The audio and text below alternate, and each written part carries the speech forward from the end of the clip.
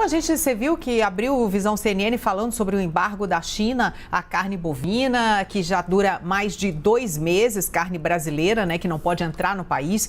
Mas o Ministério da Agricultura espera que até o fim do ano toda a carne brasileira seja autorizada a entrar novamente no mercado chinês. E hoje essa declaração foi feita pela ministra Tereza Cristina, depois que a China informou que resolveu liberar a entrada do produto que tenha sido certificado antes do embargo, que foi no dia 4 de setembro, portanto, pouco mais de 2 meses. A carne com certificação sanitária depois dessa data, essa continua proibida de entrar no território chinês.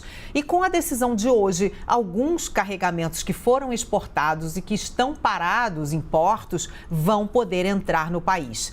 As exportações, então, estão suspensas para a China, desde que foram identificados 2 possíveis casos da doença da vaca louca, uma forma atípica da doença. A gente chamou aqui para conversar conosco o presidente da Atenagro Consultoria, Maurício Palma. Muito boa tarde, bem-vindo aqui ao Visão CNN. Eu gostaria que o senhor comentasse essa expectativa que veio da parte do governo de que essa liberação seja feita até dezembro. O senhor acha que é viável essa possibilidade?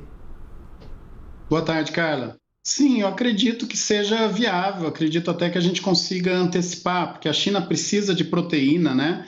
E o que nós vimos nesse momento tem muito mais relação com uma pressão comercial do que um medo do caso de BSE, né? A doença da vaca louca, que no caso do Brasil foi registrado como caso atípico, né? Ele não tem transmissão, não tem perigo nenhum. Seria a intenção, então, desse embargo? Por que a China estaria fazendo por motivos comerciais? Quais motivos seriam esses?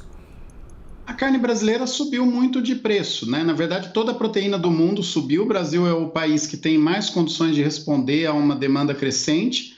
Então, pela primeira vez, Carla, nós estamos aí registrando, na média do ano, preços de exportações médios do Brasil acima de $5.000 a tonelada, né? A China sabe, os chineses sabem que o câmbio está valorizado, né? Que o real está desvalorizado, o dólar vale muito aqui dentro. Então, existe uma queda de braço, né? Querem diminuir o tanto que pagam e, por outro lado, os frigoríficos brasileiros têm um impasse. A gente não consegue vender a mesma proporção dos cortes, né? Quando se abate um animal, a maior parte dos cortes, principalmente aqueles mais valiosos, que o brasileiro gosta mais, ficam no mercado interno. O que vai para fora, geralmente, são os cortes do dianteiro e são os miúdos. Então, o frigorífico também tem que equalizar, né, esses preços entre mercado interno e mercado externo. Então, ele não pode ceder muito. E aí a gente cria esse impasse aí, né? Tem um motivo, o motivo os chineses sabem que não tem nenhum risco à segurança, mas vão continuar pressionando, né? Essa notícia de hoje, né, até bem comemorada aí pela ministra, é bom que ela tira um pouco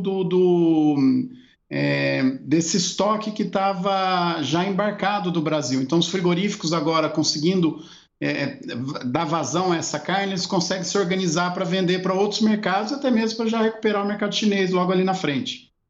Não houve interesse por parte dos produtores de colocar um pouco dessa produção que estava retida, né, que não foi comprada pela China, aqui no mercado interno e com isso aumentar um pouco a oferta para baratear o preço para o mercado brasileiro? Carla, isso não acontece porque na operação do mercado interno, quando a gente pega o que estava acontecendo, o preço de venda da carne dos frigoríficos ele estava abaixo do preço de compra do boi lá no campo, né? Então, o que acontece? Os frigoríficos tiram o pé do acelerador, o boi fica estocado no campo, que é o que aconteceu, né? Então, os preços aos produtores caíram aí entre 14% e 16%, dependendo da região, né? E melhora essa margem do frigorífico para o mercado interno.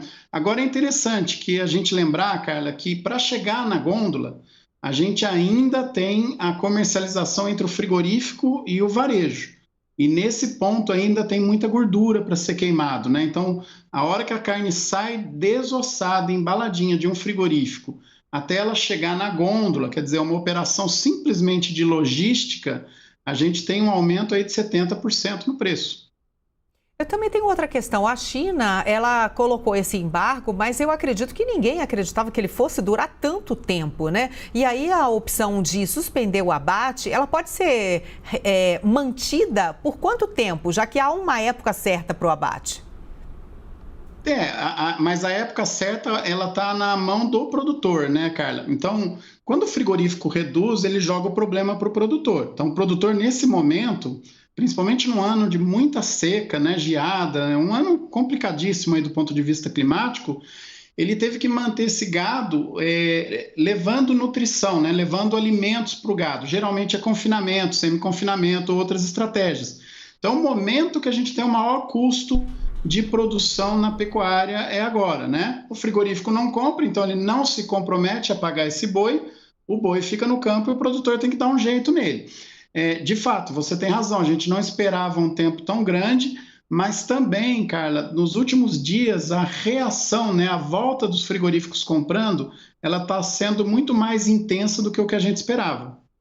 Essa estratégia usada pela China, então, de pressionar para haver uma queda dos preços por parte do Brasil, qual é a alternativa que ela está tendo para abastecer o seu mercado interno? Ela está comprando carne a outros preços em outros fornecedores?